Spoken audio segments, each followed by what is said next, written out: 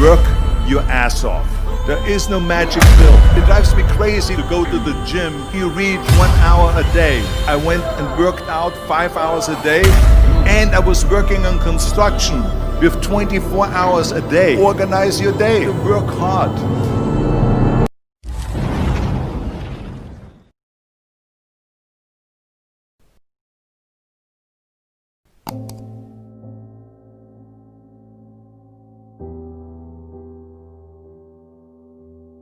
I went to college. I went and worked out 5 hours a day, and I was working on construction, because in those days in bodybuilding there was no money. I didn't have the money for food supplements or anything, so I had to go to work. So I worked on construction. I went to college. I worked out in the gym, and at night from 8 o'clock at night to 12 midnight I went to acting class 4 times a week. So I did all of that. There was not one single minute that I wasted. And this is why I'm standing here today. With the age of 20, I went to London and I won the Mr. Universe contest as the youngest Mr. Universe ever. And it was because I had a goal. You see, if you don't have a vision of where you go, and if you don't have a goal where you go, you drift around and you never end up anywhere. 74% hate their job in America. The majority of people don't like what they're doing, because they're really not doing it because they didn't have a goal and they followed this goal. They just aimlessly drift around, and then all of a sudden there's a job opening, so they get that job because you have to work. But then when you work, it's a chore. It's work. It's not fun. So if you think about, only a quarter of the people really enjoy what they're doing in life. So people always ask me, when they saw me in the gym in the pumping iron days, they say, why is it that you're working out so hard? 5 hours a day, 6 hours a day, and you have always a smile on your face. The others are working out just as hard as you do, and they look sour in the face. Why is that? And I told people all the time, I said, because to me, I'm shooting for a goal.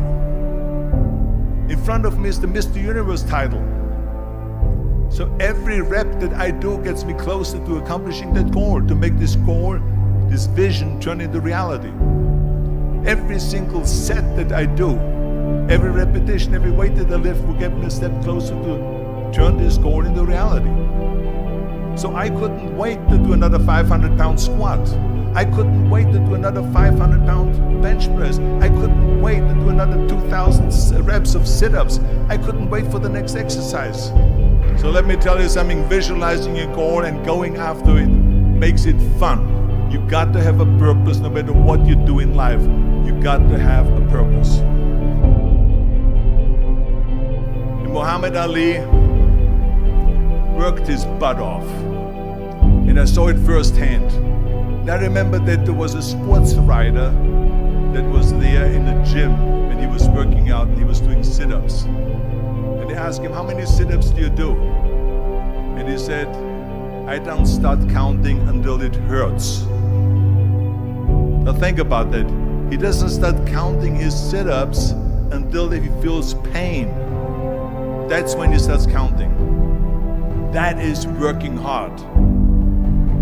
And so you can't get around the hard work. It doesn't matter who it is.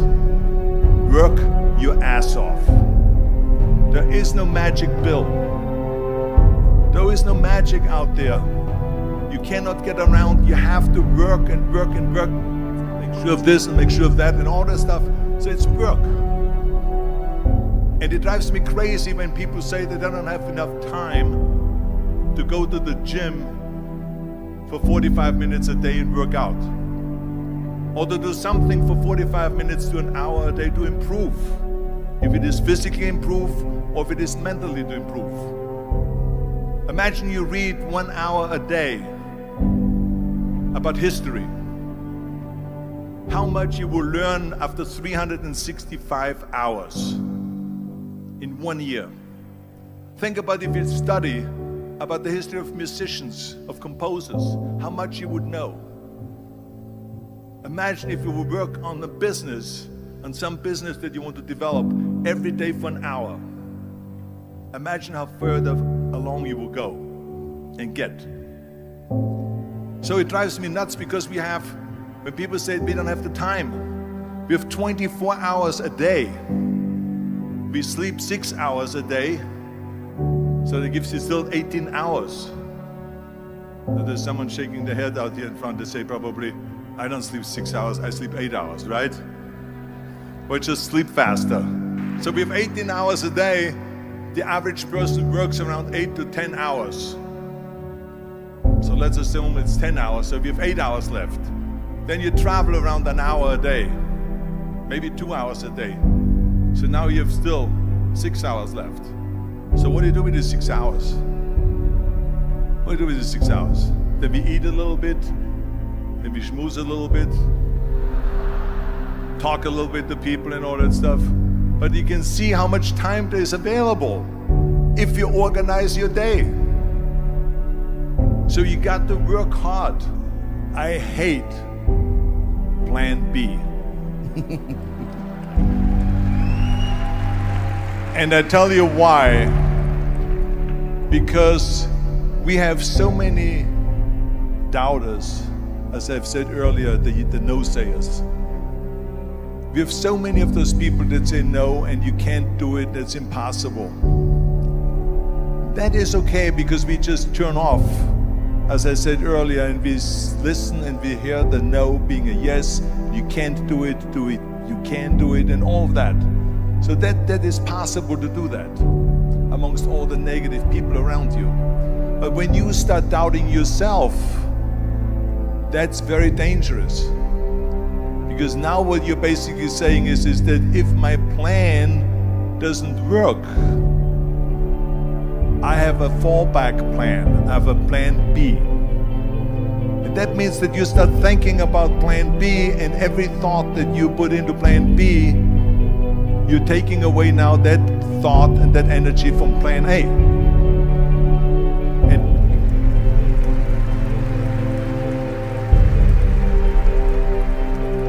And it's very important to understand that we function better if there is no safety net, because plan B becomes a safety net. It says that if I fail, then I fall and I get picked up and I have something else there that will protect me. And that's not good, because people perform better when there's no safety net.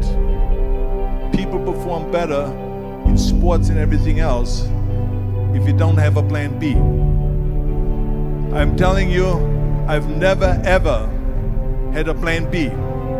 I made a full commitment that I'm gonna go and be a bodybuilding champion. I made a full commitment that I'm gonna be in America. I made a full commitment that I'm gonna get in the show business and I'm going to be a leading man. No matter what it takes, I will do the work. I will do the work over and over and over until I get it. And the same was in politics, in everything like that. So to me, it is very dangerous to have a plan B, because you're cutting yourself off from the chance of really succeeding. And the reason, one of the main reasons why people want to have a plan B is because they are worried about failing. What is if I fail, then I don't have anything else? Well, let me tell you something, don't be afraid of failing, because there's nothing wrong with failing. You have to fail in order to climb that ladder. There's no one that doesn't fail. Michael Jordan said in one of his interviews, when they said, "You're unbelievable, you're the greatest basketball player of all times." I mean, tell me about that. And he says, well, you're just mentioning the successes. But he says, for me to become the greatest basketball player, I missed 9,000 shots when I was playing basketball at the NBA games. So during these games that he was so successful, he missed 9,000 shots. Does it make him a failure? No. He's one of the greatest basketball players of all times, but he failed 9,000 times. Do you get it? We all fail. It's okay.